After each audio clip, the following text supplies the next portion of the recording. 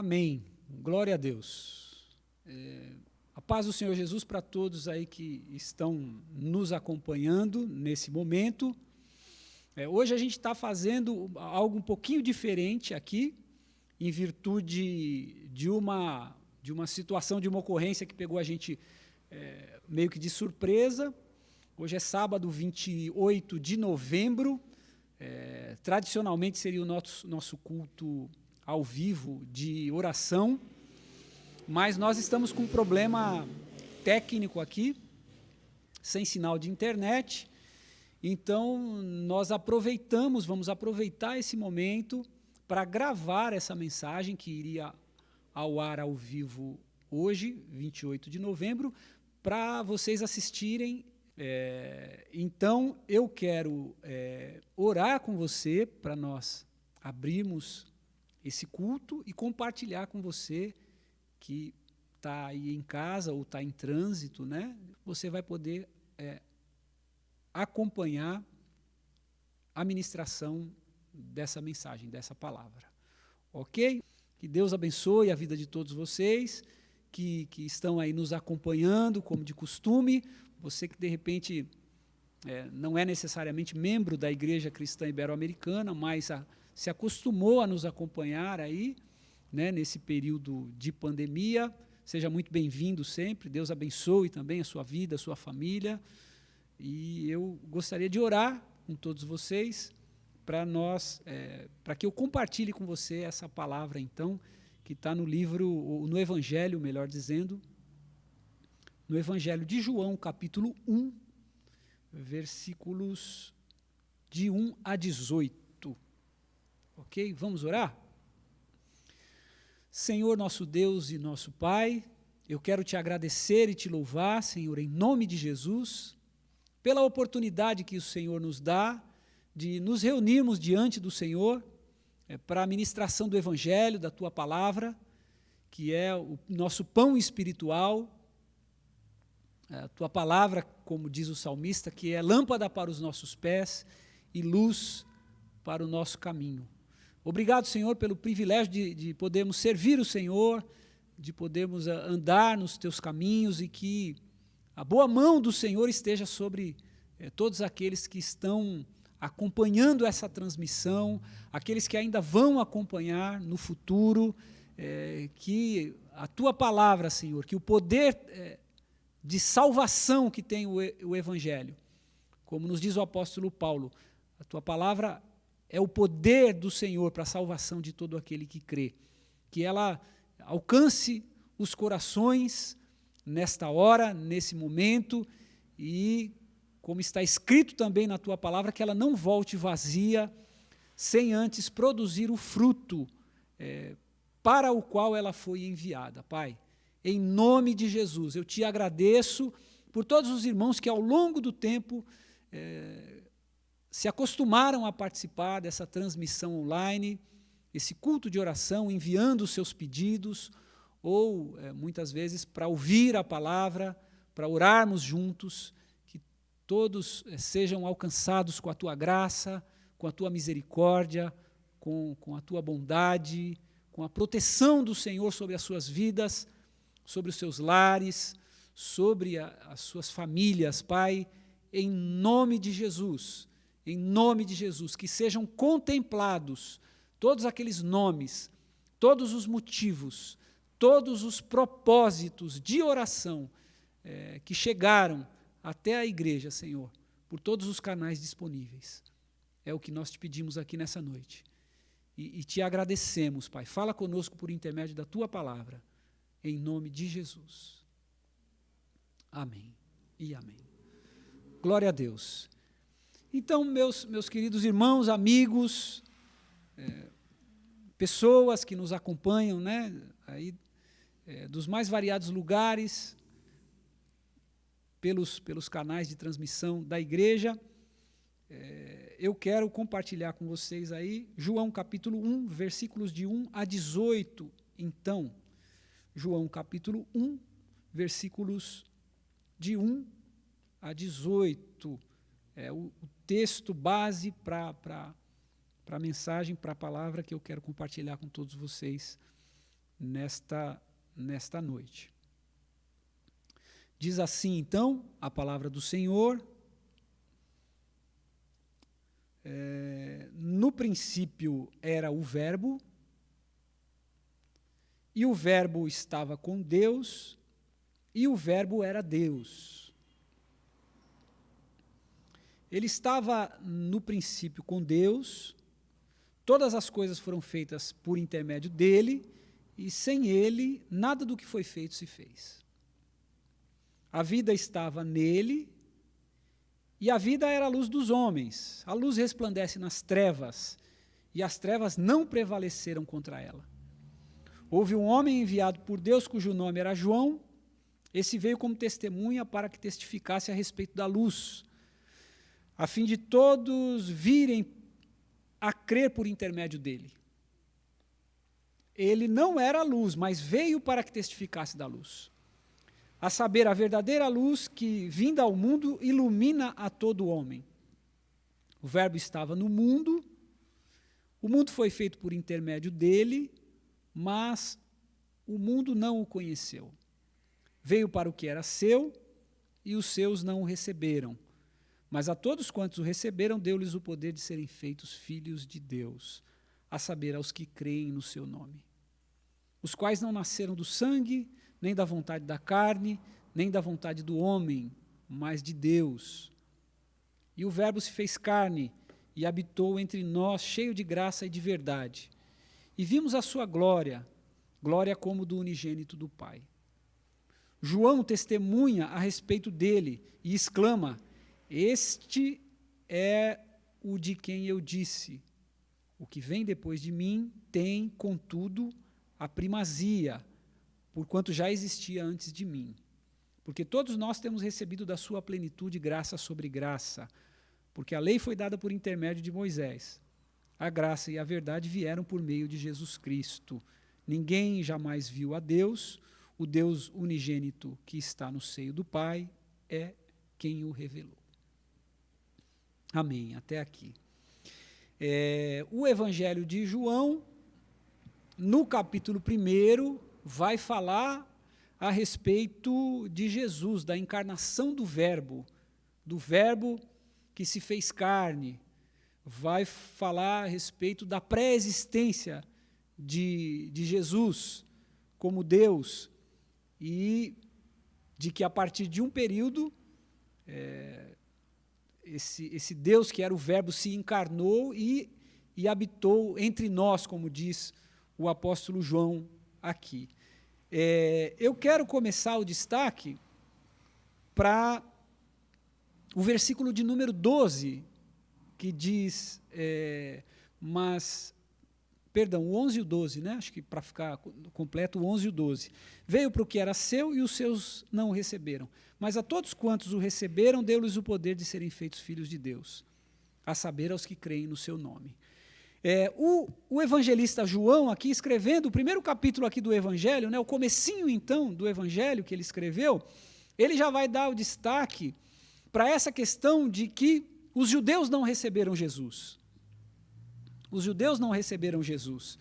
E Jesus, como judeu, e até por isso a fala do João vai dizer, ele veio para os seus. Quem eram os seus? Os judeus. Ele veio para os judeus e os judeus não o receberam. E por que os judeus não o receberam? A gente pode fazer essa pergunta, lendo essa descrição aqui do João, né? Por que os judeus não o receberam? Um dos motivos do porquê que os judeus não o receberam é que os judeus tinham uma preconcepção de quem era o Messias, de quem seria esse ungido de Deus que viria para salvar a nação de Israel. Eles tinham uma pré-concepção. E Jesus era diferente,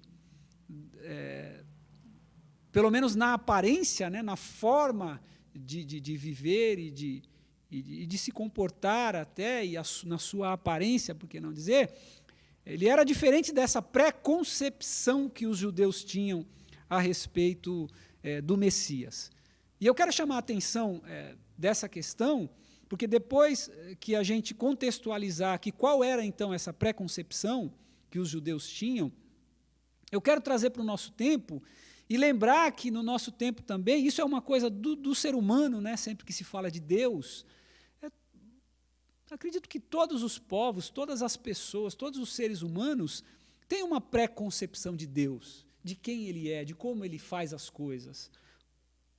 Por mais que as religiões sejam diversas, mas há uma pré-concepção de Deus, e há uma pré-concepção do que Ele faz, de como Ele faz, há uma pré-concepção de quem Ele é, há uma pré-concepção, inclusive popular, era isso que eu queria encontrar aqui na minha cabeça, né? Há uma pré-concepção que muitas vezes é popular, é um conceito popular a respeito de Deus, né? E que a gente vai ver aí nos 4 cantos do mundo, eu poderia arriscar dizer isso. E aí eu queria então falar um pouco mais dessa pré-concepção, né, que é humana a respeito de Deus. Então o judeu tinha uma pré-concepção de Jesus. E Jesus, como veio, estava na contramão, era diferente, vamos dizer assim, daquela preconcepção que os judeus tinham. E eu destaco Isaías capítulo 53, que vai falar do Messias, e vai mostrar esse Messias como um servo sofredor, como um homem de dores, como um homem que não tinha aparência, que não tinha beleza, que não tinha formosura, que não tinha vigor físico, né? Por que não dizer?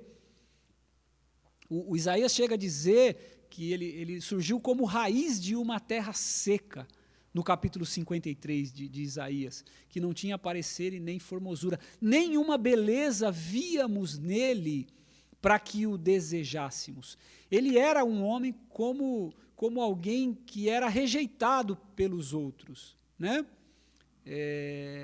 Então, esse visual de Jesus ia na contramão daquilo que era o preconceito de Israel para com a pessoa do Messias.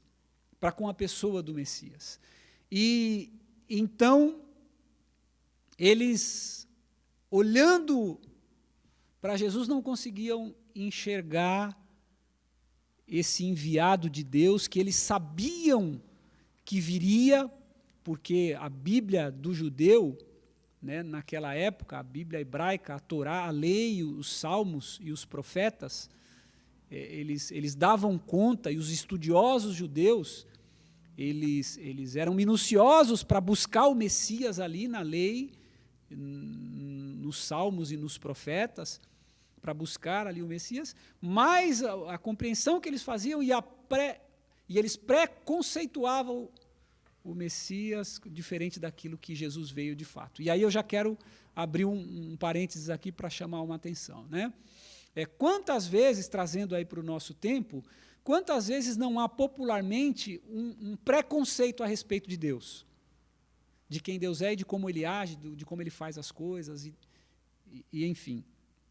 Por exemplo, daria para eu destacar aqui de imediato 2 coisas que são bem populares e que talvez vocês que estão nos acompanhando aí se identifiquem com essa questão. Uma coisa que é bem popular a respeito de Deus é que todas as pessoas são filhos de Deus.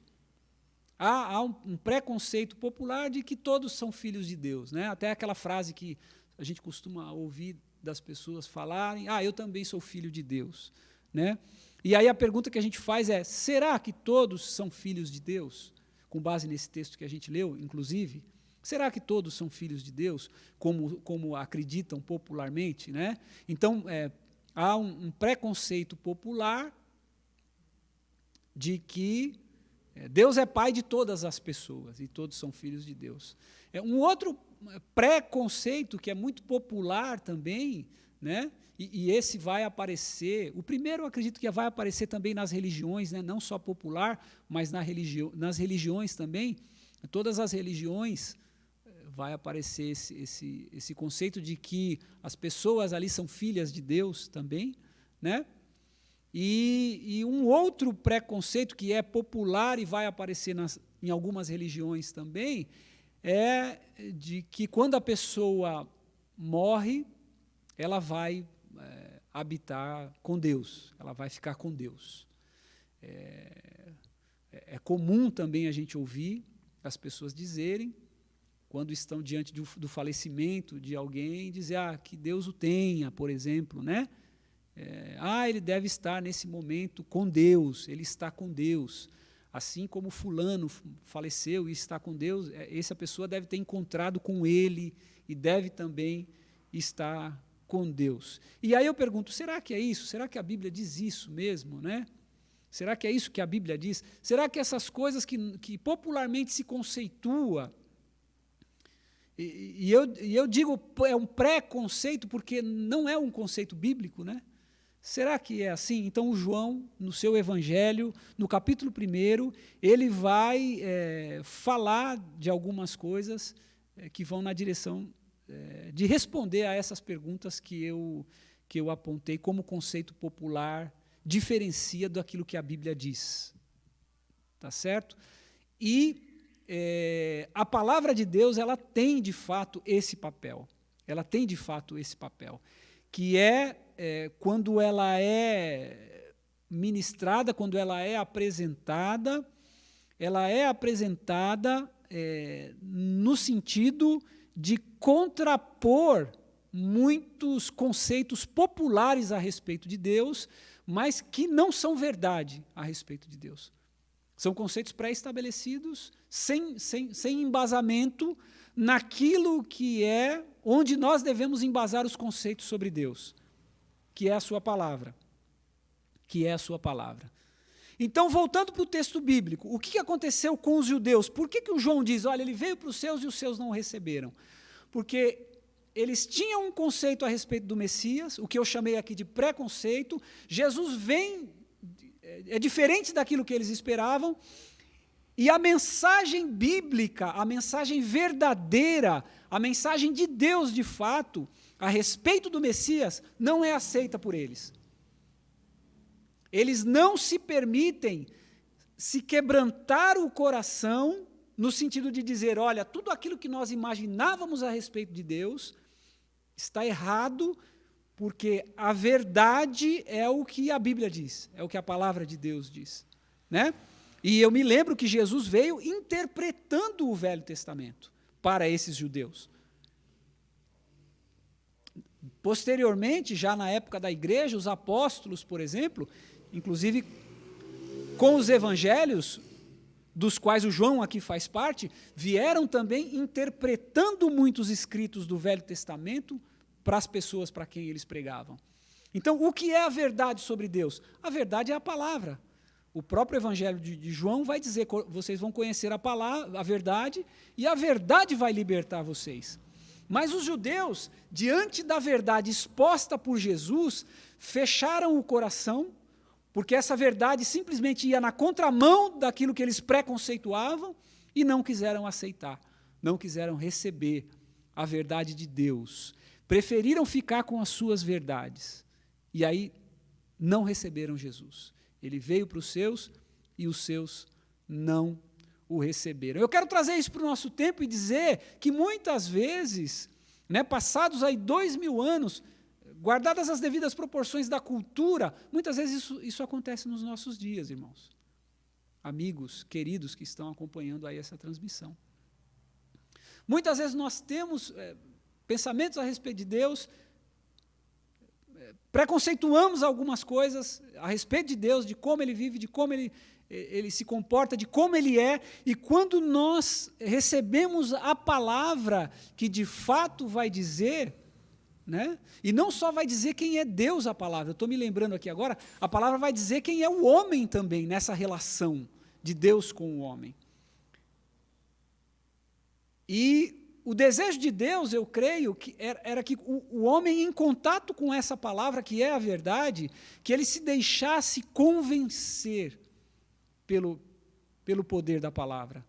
Porque a Bíblia também vai dizer que o Espírito Santo, o Espírito de Deus, ele veio para convencer o homem, para convencer o homem. Então, eu não tenho dúvida de que o desejo de Deus é que o ser humano se deixasse convencer pela palavra. Mas os judeus aqui, infelizmente, foram na contramão disso, né? E quando a mensagem do Evangelho, a mensagem de Jesus, chocou com aquilo que eles imaginavam, com aquilo que eles pensavam, eles preferiram ficar com aquilo que eles imaginavam, com aquilo que eles pensavam, a respeito de Deus, a respeito da salvação, a respeito do Messias.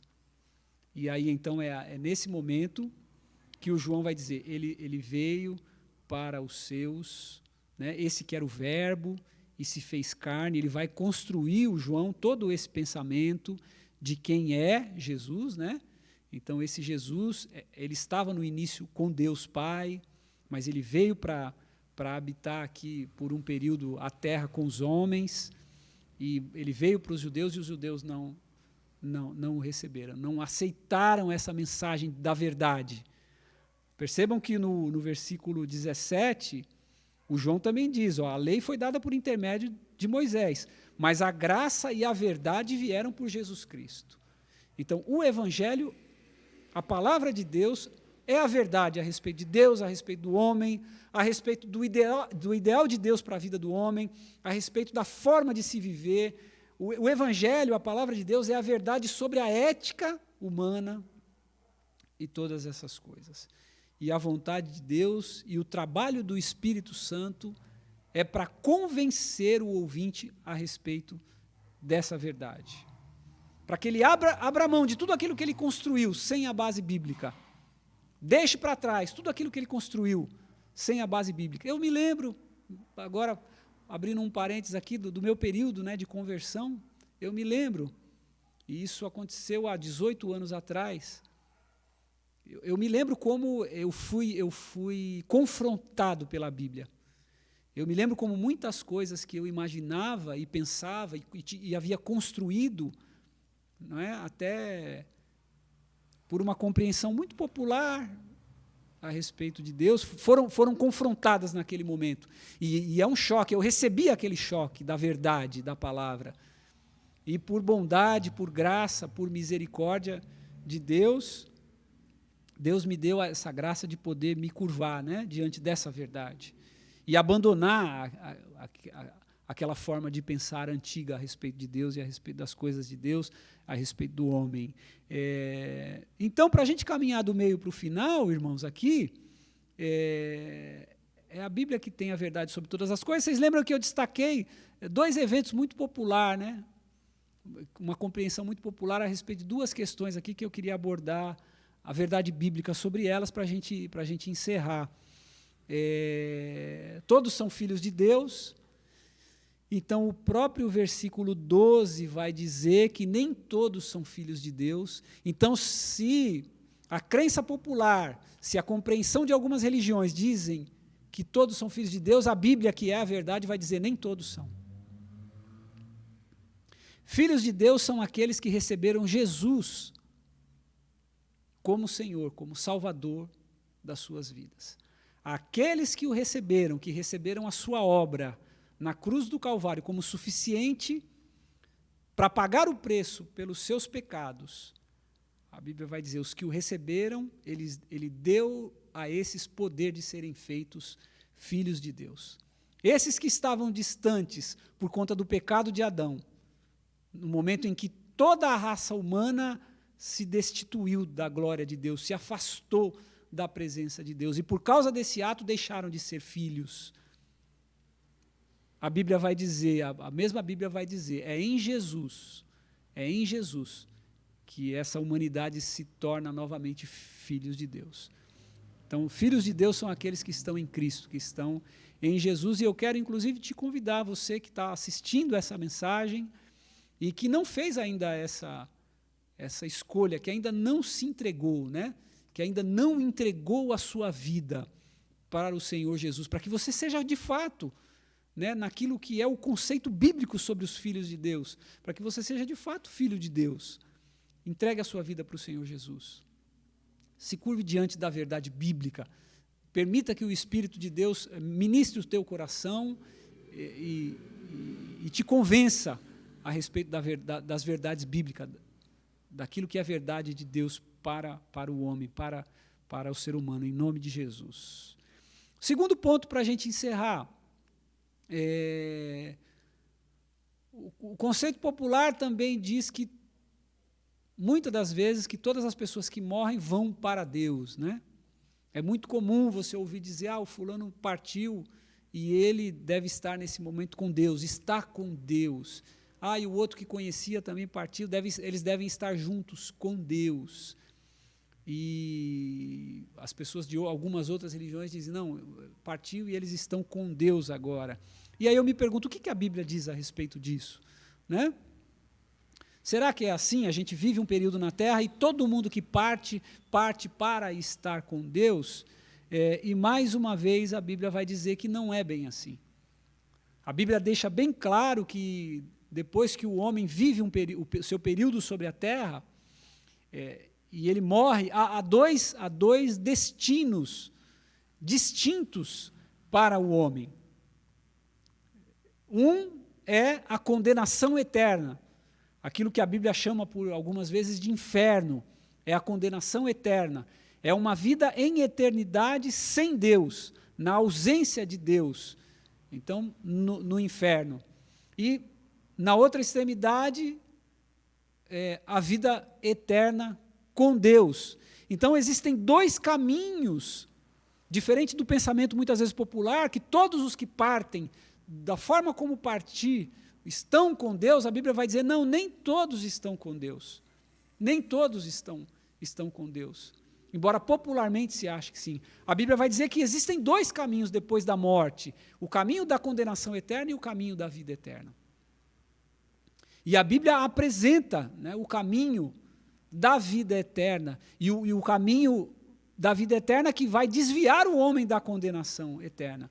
E esse caminho, mais uma vez, o evangelista João, no capítulo 1, aponta para ele. Esse caminho também é Jesus. Quando a gente se faz filho de Deus, por receber Jesus como Senhor e Salvador, nós também, crendo no seu sacrifício na cruz do Calvário em nosso favor, para pagar o preço, pelos nossos pecados, a Bíblia vai dizer que nós temos paz com Deus. Nós somos redimidos dos nossos pecados. E essa redenção nos leva para perto de Deus novamente, a ponto de, quando nós partirmos dessa vida, nós podemos estar eternamente com Deus. Nós podemos estar eternamente com Deus. Então é isso que a Bíblia vai dizer a respeito dessa vida eterna com Deus. É uma vida eterna com Deus para aqueles que estão em Cristo. Eu gosto muito de me lembrar, eu acredito que eu usei isso a semana passada, estava lendo esse texto, o Evangelho de João, capítulo 14, num momento em que os discípulos eles estão aflitos ali, porque é um momento que Jesus já estava caminhando para a crucificação, então é um momento de uma tensão muito grande. Jesus se volta para eles e diz para eles, olha, não tenham medo, na tradução do Almeida, diz assim, não se turbe o coração de vocês. Creiam em Deus Pai e creiam também em mim. Na casa do meu Pai há muitas moradas. Eu estou indo preparar lugar para vocês, Jesus disse, no momento em que ele estava indo justamente para a cruz. Então Jesus ali está dizendo, não tenham medo, vocês acreditem em mim, acreditem no Pai e em mim, vocês vão morar comigo, vocês vão habitar por toda a eternidade comigo, ali em João 14. Então, irmãos, é em Jesus, e você, meu querido amigo, minha querida amiga também, que está ouvindo esse vídeo, é em Jesus, e não em outro, que há a vida eterna com Deus. O apóstolo Pedro também, num dos primeiros discursos, no livro de Atos dos Apóstolos, eu vou até conferir aqui, porque eu acredito que é Atos dos Apóstolos, capítulo 4 e versículo 12, deixa eu ver se é isso mesmo, ele vai dizer que nenhum outro nome há que devamos ser salvos, é isso mesmo, 4:12 de Atos dos Apóstolos. O Pedro vai dizer assim, numa pregação dele, né, no início da igreja, ele vai dizer, e não há salvação em nenhum outro, porque debaixo do céu não existe nenhum outro nome dado entre os homens pelo qual importa que sejamos salvos. A salvação se dá por meio do Senhor Jesus e da sua obra na cruz do Calvário. O pensamento popular pode dizer que não é assim, que quando morrem todos vão estar com Deus. O pensamento de outras diversas religiões que são tentativas de ligar o homem novamente com Deus podem dizer diversas coisas a respeito de uma vida pós-morte, de uma vida eterna pós-morte. Mas a verdade está com a palavra de Deus. E a palavra de Deus diz que todos aqueles que morrerem com Cristo, com Jesus, crendo na sua obra, no seu sacrifício salvífico, na cruz do Calvário, em nosso favor, em favor da humanidade, é esses que vão ter vida eterna com Deus, que quando partem dessa vida, vão estar com Deus na eternidade. Que Deus nos abençoe, em nome de Jesus, e que você que ouviu essa mensagem, nesse momento, se porventura você tem algum conceito, que eu estou chamando aqui de preconceito, por não ser o conceito bíblico, a respeito de Deus, da forma como Deus se relaciona com o homem, do homem, da vida eterna, da condenação eterna, enfim, que você, ouvindo essa mensagem, ouvindo a palavra de Deus, você possa abrir né, os ouvidos para a verdade e se permitir ser confrontado por aquilo que, de repente, vai na contramão daquilo que você acreditava, porque, de repente, aprendeu de alguma forma e que é diferente daquilo que é a verdade bíblica, que ela possa entrar no seu coração, fazer morada e, assim, poder abençoar a sua vida e te poder fazer viver em comunhão com Deus, em comunhão com o Senhor, em nome de Jesus. Amém? Que Deus abençoe a todos. Então, em nome de Jesus, eu quero orar com vocês aí agora, que estão acompanhando. Lembrando que você nos acompanha aí 19 de novembro, sábado, e que essa mensagem está sendo gravada aqui 28 de novembro, também um sábado. Que Deus abençoe a você e a todos que estão com você aí, em nome de Jesus. Pai, eu quero te agradecer mais uma vez, te louvar, te bendizer, por essa oportunidade de compartilharmos o Evangelho, pela vida de todos os ouvintes, e eu creio, Pai, a Tua palavra nos diz que o Teu Espírito Santo, ele trabalha no coração do ouvinte, daquele que ouve a Tua palavra, que essa semente encontre um solo fértil nesse coração, nessa vida, em nome de Jesus, que ouve o Evangelho agora, o Evangelho que é o poder de Deus para a salvação de todo aquele que crê, que o Senhor venha operar produzindo fé, Senhor, fé para a salvação, que o confronto da Tua palavra diante dos preconceitos inúmeros que o ser humano tem e ao longo da sua vida, muitas vezes, aprende a respeito de Deus, a respeito do homem, da sua relação com Deus, mas que diante da verdade, diante da Tua palavra, tudo aquilo que é humano caia por terra e que haja lugar, Senhor, para a verdade nos corações. Verdade poderosa para salvar, para a salvação. Em nome de Jesus, eu quero te agradecer e te louvar, que a Tua mão esteja também sobre todos para curar, para libertar de todos os males. Em nome de Jesus, que haja a operação do Teu Espírito Santo para a restauração, trazendo para perto do Senhor todas essas vidas que porventura forem alcançadas por essa ministração. Tudo está no controle do Senhor e nós, por isso, te louvamos, Pai, te agradecemos em nome do Senhor Jesus. Amém? Que a graça do Senhor Jesus, o amor de Deus, a comunhão e a consolação do Espírito Santo esteja com todos nós, hoje e sempre, em nome de Jesus. Amém. Deus abençoe.